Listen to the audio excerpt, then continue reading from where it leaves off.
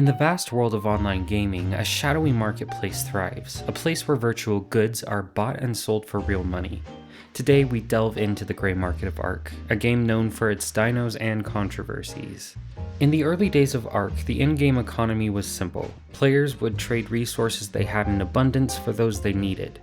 For example, a player with a surplus of wood might trade with another who had an excess of stone.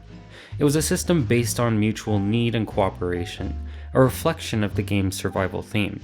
This barter system would lay the foundation for what would soon become a multi-million-dollar industry. As the player base grew, so did the complexity of the economy.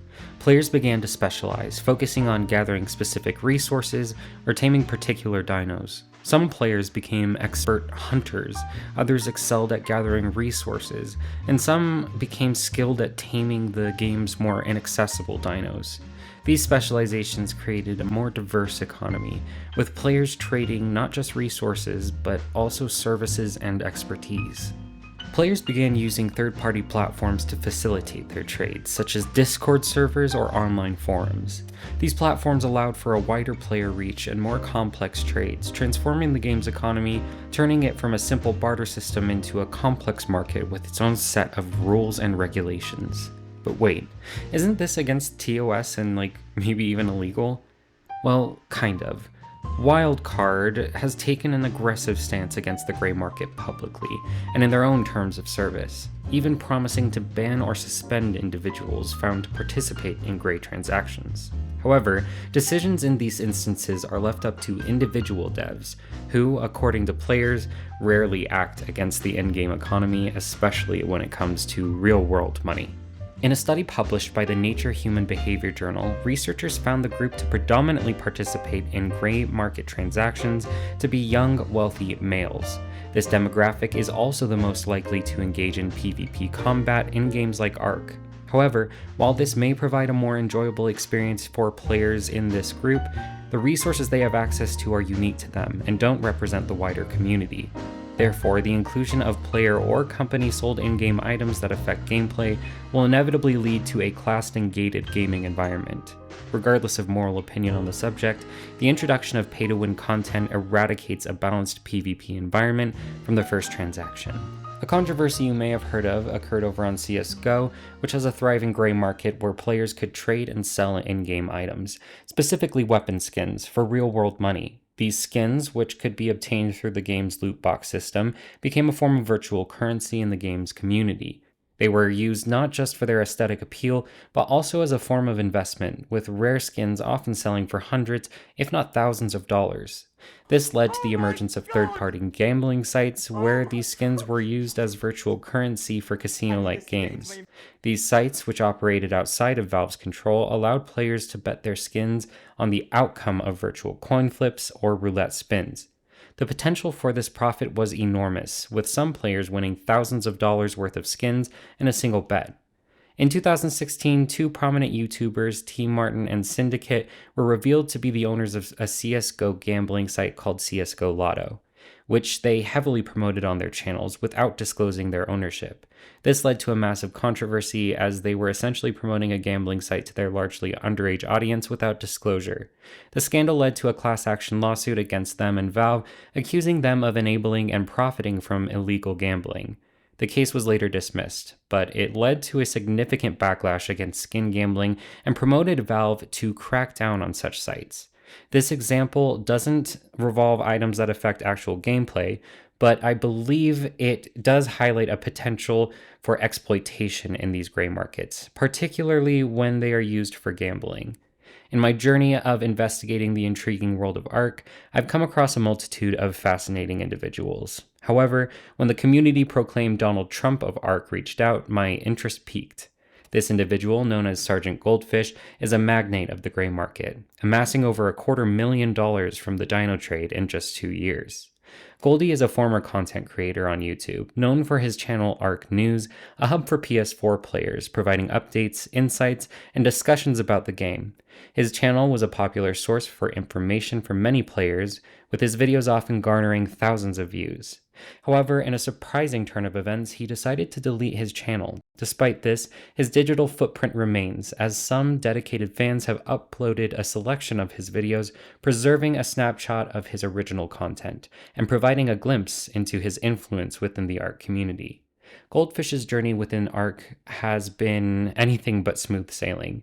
He has found himself at the center of numerous controversies, causing a ripple effect that has reached YouTubers, game developers, and player communities alike.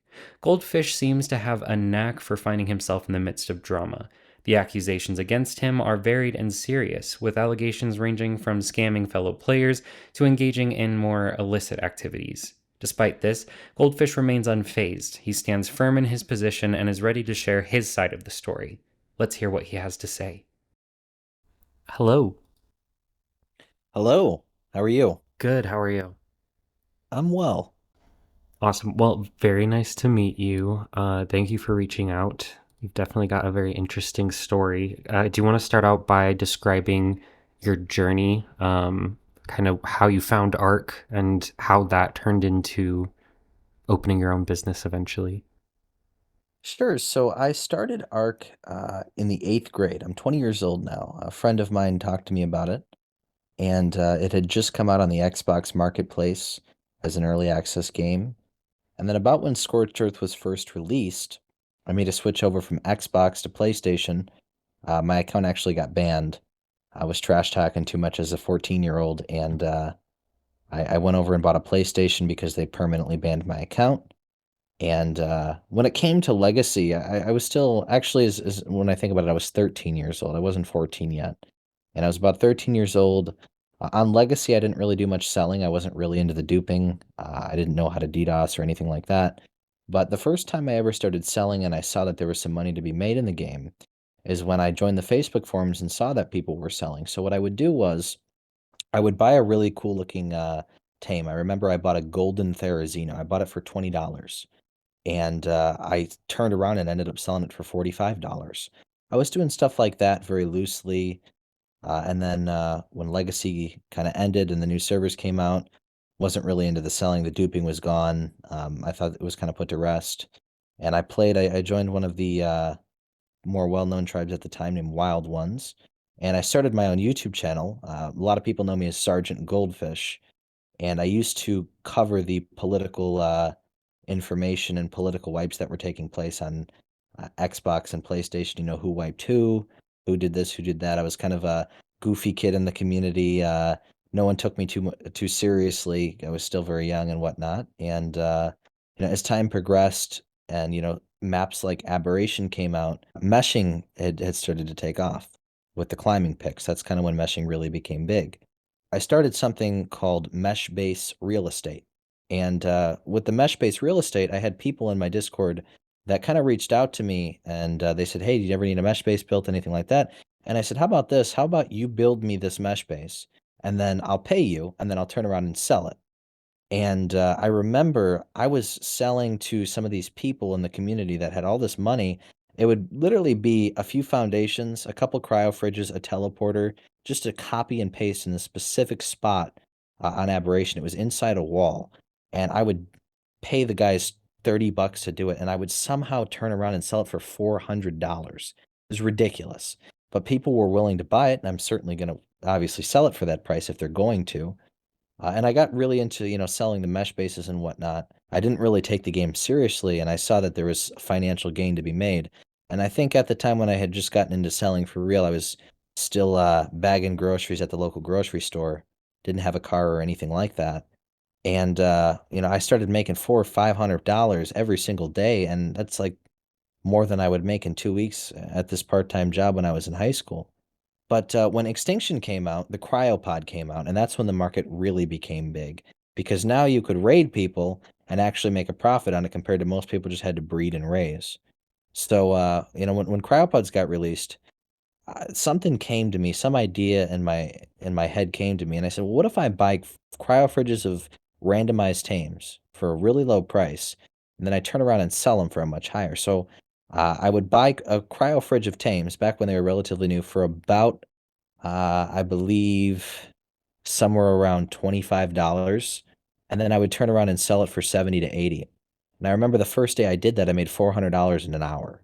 And what I was doing was I was using my Discord, but because I was the owner and I controlled how everything went, nobody else could advertise except myself. I basically made it so that yeah, everyone's going to come here and talk, trash to one another, but I'm going to advertise on the side, and then the people that want to jumpstart or want tames are going to buy, and they did just that. It didn't matter to me what the market was. I would just buy for a cheap price and then sell for much higher. But the people that actually spent the time raising tames were very upset because they actually put time into it. And here's me just paying the meshers, paying the cheaters. I've never meshed anybody, and honestly, I don't think I've ever actually raided anybody and got the tames and sold them. Everything I did was buy and flip. Did you engineer any cheats? Develop any? Well, I'm on council. There's not really any cheating on council. Okay. So it's mainly like duped dinos and the stuff you were reselling? Yeah, I did. Now during the summer, I can't remember the year. It was a couple years ago. I haven't actually touched the game in probably 2 years now, but there was an exploit that came out on Xbox and PlayStation involving Netcut. I'm not too familiar with PC. I'm sure that there was some version of that too. But basically, you'd have two PlayStations, you'd have Netcut, and then you'd sign in. I didn't know how to do it. I didn't even use the exploit myself. I didn't care to. But I got together a couple of people, and they were doing it in little pearl caves, and I was managing all the funds and all the actual sales, and then I'd give them a cut. And that went on for a summer, and we were making a minimum of 350 a day every single day. I came out with this thing called buy a slot cap, buy two slot caps, get one free. And I was charging $25 a cap. So people would come in $50 and they get 3 slot caps. And it just went and went and went until it was patched. And then things kind of settled down. I would do deals with tribe leaders as well. One of the biggest tribes for a long time was called Banditos on PlayStation, and the leader of that was named DMHD. And one time he called me up and said, "Hey, look, I got 2 slot caps of mechs," and this was when duping was patched, and dupe mechs didn't work anymore. He goes, "I'll sell them all to you for 300 euros." I did that, and I turned around and I sold every single mech for $3 a piece, and it exploded in the community because nobody had access to mechs like that anymore. And I still don't know how he acquired 2 slot caps of mechs and why he gave them to me, but I paid him the 300 euros, and then I sold all of those mechs for $3 a piece. And the reputation of me being a very good seller, it kind of spread throughout the community. A lot of people were angry with what I'm doing. Now, I did do some shady things, and if you want to ask some questions about that, this is my tell-all story. I don't really sell anymore, so I'm happy to kind of share on everything that I did. So this is mostly contingent on console, right? Do you know of any of this expanding or extending into PC official or anything like that? See, the issue is with PC is the market is so, from my knowledge, now I don't want to speak on things I don't know about, but the community is so diverse there. I feel like it's impossible for one person to dominate the entire trading system on PC. But I was able to dominate the entire trading system on PlayStation. Number one, because I owned the server that everybody was in. And number two, because nobody had the platform to advertise compared to me. And number three, everybody's prices were always higher than mine because I understood that if I buy in bulk from these meshers, from these people that are quitting the game, from these insiders, they're usually going to quit the game or they're continuously getting more tames and they don't want to keep them. I'd buy a slot cap for 100, and I started something called the $1 a tame sale. And the $1 a tame sale started with me doing something shady. I had somebody come to me that owned the tribe of one of the bigger mega tribes, I think at the time called PDM. They had a Gen 1 base, and they were tired of being under PDM's rules, so they blue tagged a bunch of the tribes there and stole all their tames. They had 10,000 tames. And the guy came to me and said, "I'll sell them all to you." And I only had 24 hours, and I wasn't going to send this guy $5,000 for 10,000 tames. So I convinced him to give me all of the tames in advance, and then I did not pay him. And then I started the $1 a tame sale, and I actually sold the tames. And the people who paid me, I actually gave them the tames. So I took the opportunity. I got the 10,000 tames. I got to 5,000 tames before the PDM found my underwater base because they were searching the entire ARK for it, and they ended up getting half back. but I think I still made 5 grand in 12 hours. I Wow. just sat there. I didn't sleep. I couldn't sleep because I was too worried the base was going to get found. And I just sat there doing trades all day long, $1 a tame. And after that, I just started buying slot caps for $100 a piece, selling everything for $1. And I do a minimum of 2 slot caps a day. But I think I've probably acquired in about 2 years around 230, 240,000. And this 200,000 number is just from ARK. Yes, and the best part about that is it's not taxable. How did you manage to mitigate the moral ambiguity of it? I felt that in the moment I was helping out the little guys because all of the big tribes were duping themselves. All of the big tribes had, slot caps of this, slot caps of that. The reason that I think I succeeded financially is because the people that didn't know how to do that stuff or the people that weren't in tribes that wanted to play the game, they couldn't compete with everybody else because what are you going to do when someone shows up with a slot cap of mechs at your base? So they were coming to me and I had very fair prices, 25 bucks a slot cap, $50 for 3 slot caps of mechs.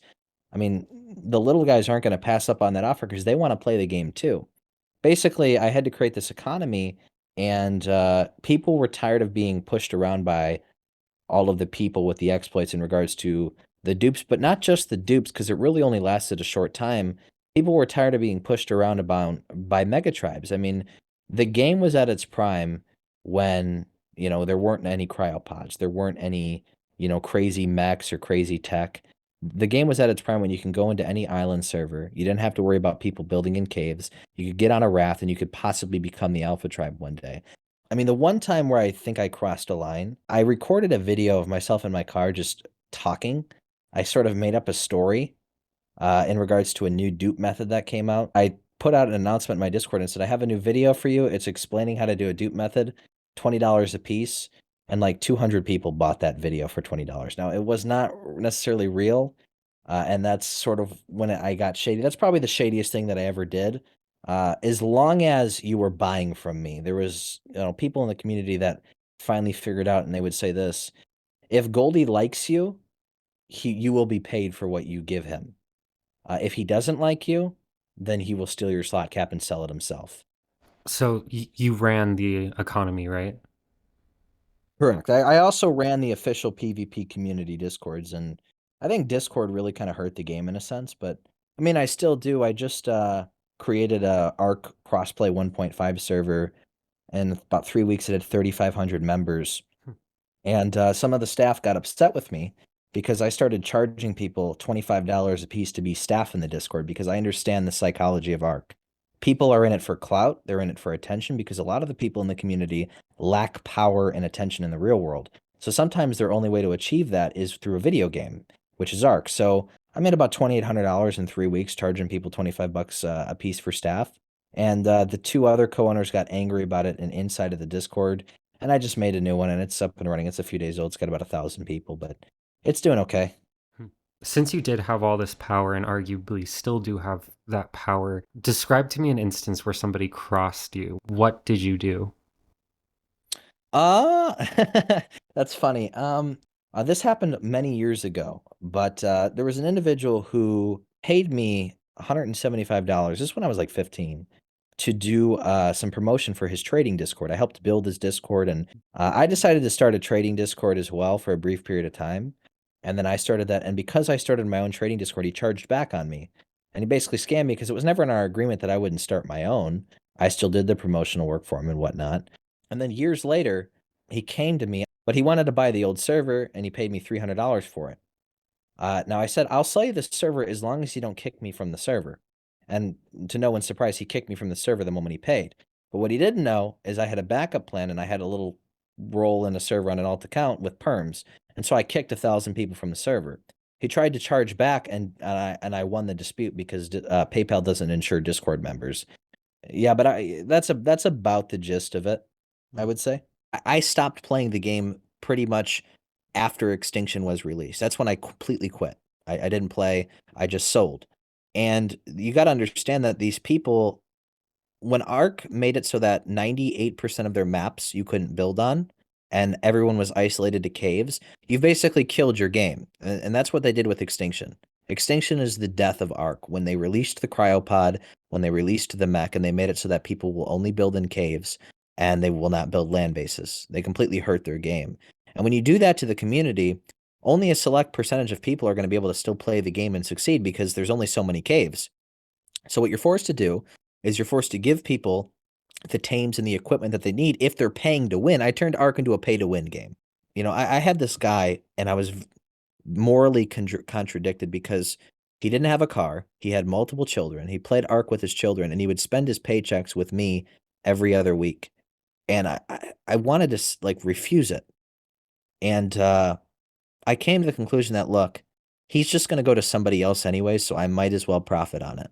But you have to understand, I'm the most polarizing figure on Xbox and PlayStation. I am banned by the majority of every Salt Discord / official PvP Discord because people don't like the fact that I have power. They despise it. A lot of tribe leaders can't stand me because not only would I would antagonize them because I created so much conflict in the community with the politics that's why my server grew so much because everybody's coming to talk trash to each other, everybody's coming to dunk on each other, and even PC Salt with 15,000 people. My Discord with 3,500 people before was 30 times more active. I've become this polarizing figure. A lot of people call me the Donald Trump of ARK. And no matter how many times someone tries to inside my server or wiped me in the past, I always just come back because there's half the community that will just give me whatever I want and they're like loyal to me in a strange sense. And no matter what I do, I mean, like I described in that video with you, that I took a video of myself in my car making up a story and charged people $20 for it. Nobody cared. Like the community does not care what I could do. I could legitimately just do whatever I wanted and they would still follow me until the end. Even the ones that hate me, they'll go wherever I go just to exercise that hatred for me. They're addicted to it. It's amusing and it's sad at the same time. What have you done with that influence? Well, I've just used it to financially prosper and sometimes I do, nice things, if like somebody dies in the community, I will post their GoFundMe and announcements, or if somebody legitimately comes to me in DMs and tells me like a situation like, "Hey, this person meshed me, yada yada yada." I'll charge them $25 and then I'll put an announcement about where their mesh base is, stuff like that. I charge people for almost everything that I do because all profits, no matter big or small, add up in the end. So that's what I've come to understand. And to 50% of this community, I'm the white knight in shining armor, and to the 50%, I'm Lucifer himself. There's no in the middle. There's no people that feel like Goldie's all right. It's just you love him or you hate him, and there's no in between. And preferably, I like it like that because listen, the only thing worse than being wrong is being boring. And as long as you're entertaining, people are going to come to you. And as long as you know how to flip that on a financial standpoint, you're going to prosper. I've taken the funds that I made within the art community and I started a gambling sports consulting industry. I'm in the casino gaming industry now, and I'm making tremendous money doing that. But I didn't come from money. I was probably poorer than most people, even when I went into high school. I mean, I didn't get a first car till I was a junior in high school. So it's been a journey. It's been a few-year journey, but I have climbed the ladder of capitalism and somewhat achieved the American dream at a young age. I mean, that's a loose term, but I drive a very nice car. When I go out to dinner, it's a $500 dinner. $3,000, $4,000 suits.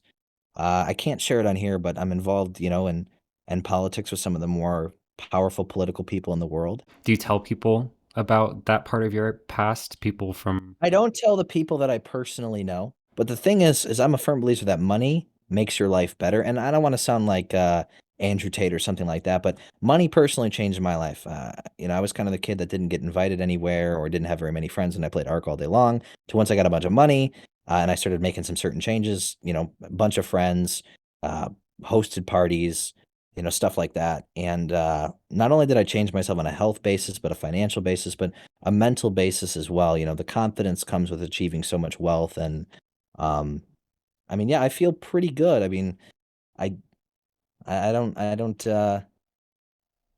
any regrets. I'd charge people for roles, I'd charge people for promotions, I'd charge people for anything I could think of. I one time somebody paid me $400 to ban somebody from my Discord because they were pissing them off. Like I said, I've mastered the psychology of the art community, and I've capitalized off of it. How did you get people to pay for these things, like roles and innocuous things that they normally wouldn't? Basically, it just comes to playing off people's egos. I'm a very good salesman. I wasn't always a good salesman, but I'll give you an example. One time I stole a base from somebody. Now, this person actually stole the base from somebody before me. They were a part of a little tribe where they owned a couple servers, and this guy owned the Genesis server. And he incited the Extinction tribe and put all the loot in the Genesis base, and he reached out to me. And I spent 2 hours on a call convincing this guy that I was going to pay him, that he had nothing to worry about. Look at all the trades that I've done, but I can't give it the money first. I just don't trust you. Moment he gave me honor, I kicked him out the tribe and sold the base for $500 that day. So yeah, I mean, there you go. It's all about convincing and persuading people and playing off their egos and selling them on the American dream. I took care of my clients' needs and the people that bought tames from me, and I took advantage of the people that were trying to do what I did, and I just did it better. If I want to go play ARK and make an additional 10 grand a month off of selling tames, I'll go and do it, and there's nothing anybody can do about it. So when ASA does come out, speaking from the perspective of the community, obviously we want ASA to be cheat free, duping free, reselling free. And with cheats Reselling themselves, free? yes. I didn't do well. I don't think that there's anything wrong with reselling. I mean, there's always going to be a market. If there's zero cheats, which I hope there is zero cheats, I hope meshing is gone. I hope I don't advocate for those things. I really don't. Because actually I'm making it more fair. There's going to be a market and there's nothing you can do about that. That's just how it is. Same with like RuneScape or same with World of Warcraft. These kind of games always have a market, but I'm actually going to give the people a fair price and not rip them off for $60, $70 a giga, which some people used to buy $70 worth of giga. I'd give you 30 gigas for 20 bucks. And they weren't duped either. It was just part of the buy the resell, buy the resell. You're never going to stop the market because unless Wildcard did something with Facebook, you won't stop it. And then unless I've had Wildcard in my Discords and I've been selling in they don't do anything. They don't care. They just don't care. I mean, I had Jat on Snapchat and they knew what I was doing. I mean, one time a GM disrespected me and my server and I banned him. The devs couldn't do anything to me, they knew of me, but they knew what I was doing. They didn't care, and they contributed to it because I still ran the most active servers, and they had to be there because and I'm just they couldn't do anything about it, and I don't care. Like, let's just talk about how the devs acted toward the community. I guess when there were issues, cheating that would come up, anything like that, any action by the Yeah, the I remember believe it or not, the PlayStation and Xbox GMs do a good job. They really do. I remember one time, in the Xbox community, the GMs banned every single, or they dev wiped every single Mega Tribe on Xbox. It was a huge deal because they were all duping and they had duped stuff in their vaults. I haven't had a GM in my server a while. They kind of stay away from me now because I banned Valor. I mean, sometimes I'd live stream and GM Tobita would come in and see that I'm just sitting in a mesh base for fun, not attacking anybody or anything like that, and she'd ban me. I mostly talk to GM Tobita. She doesn't work there anymore, I don't think, but Tobita, when I were kind of frenemies, she would do certain things for me, like because I own the Discord or whatever. I would have people like, put in a ticket, and then she would come to a server I was on, and she knew of me, and I'd be like, "Hi, Tobita," and she'd be like, "Sigh." She put a sigh in the chat because she knew everything that I was doing, but I never, like I said, I never meshed anybody. I never DDoSed any servers, except one time. A long time ago before I started selling. I was very good friends with PlayStation's biggest DDoSer, and I think they incited my Discord one time, and I had him held their server down for 2 months. So that's about it. the devs knew you, knew what you were doing, and talked to you. And I don't know, it's just so interesting to me because from It's almost unbelievable. right, because from the community standpoint, we get nothing. We get nothing from them, from any of them. I didn't really have a choice because I feel like if there was a version of me on PC, nobody would give them the time of day. It's just like a mobile game, like Clash of Clans. You can grind it out or you can pay to win. And Right, that's but just how it the is. difference there would be Wildcard isn't selling these, right? There's no regulation there. So if you wanted, like, say back in your heyday, if you wanted, you could have boosted the prices insanely high, right? And people probably would have bought it. Let me ask you this question because I kind of understand where you're going with this. I'm going to Mhm. ask you a question in your opinion. Do you think that I'm a villain in this community or a hero? Neither. I ask these things because, from my point of view, there are things Wildcard is doing wrong and has always done wrong. Okay, when it Well, comes, realistically, there's nothing that they will ever be able to do to fix the market for ARK. I guess someone could say the same argument of buying tames is like buying aimbot for an advantage, but it just wouldn't it get boring? I just don't understand it because when you buy tames, you don't really kill the game, but when you aimbot someone, it more so kills the game. It's like buying a really cool camo for your gun in Black Ops 2 or having aimbot in Black Ops 2. There's like a big difference. Like, yeah, some people are going to be salty that they don't have the camo and they don't want to pay for the camo, but you're not sitting there shooting everybody in the head in 5 seconds and winning the game. the point of it is still power. The point of it is still money, right? And from your aspect, you mentioned the draw to you was also the power, right? Uh, Not necessarily. I just knew that I needed power to prosper on the financial standpoint. So I'm not addicted to the power of ARK. You have to understand that I'm a master at buying and reselling or taking ideas and making them better. My name's Sergeant Goldfish. I stole from somebody else in the Xbox community before it ever came to PlayStation. There was this guy who wiped me on Xbox. Uh, when ARK had first come out on Xbox, his name was Sergeant Goldfish. I stole his name and then went to PlayStation. Years later, he got a hold of me and he said, "I can't believe you stole my name," and stuff like that. The concept of my YouTube channel was called ARK News. It was the drama alert of the PlayStation, Xbox, PvP communities. A buddy of mine that I was in a tribe with came up with the idea, did it for a little bit, quit, got lazy. I did it, and I had a channel with 13,000 subs. And I used all of those subs and all of those views to market everyone to join a Discord. And it was a PvP community Discord. And then I had the power. I understood that the financial gain was there. Nobody was doing what I was doing, or some tried and it wasn't as good. And I was able to market to those people. So that's the why, the what, and the how. Okay. It all started with a little YouTube, a couple ideas stolen, and that's capitalism. It's hard to believe for myself that a dinosaur game shot me up as such a young person and got me to the position that I'm today. And I thank God every day that I got involved in this game. I wasted a couple years of my life slaving at it. And then one day it clicked to me, stop playing the game and use it to prosper. And I did just that. Is there anything else you wanted to add before we wrap up? No, I think we'll be good to go. All right. Well, have a great night. You too. Bye bye. Personally, I hope to see an ARK that exists outside of cheating, exploiting, reselling, and publisher manipulation. But thank you to Goldfish for interviewing with me. All socials can be found below, and your support means everything to me, so go ahead and subscribe.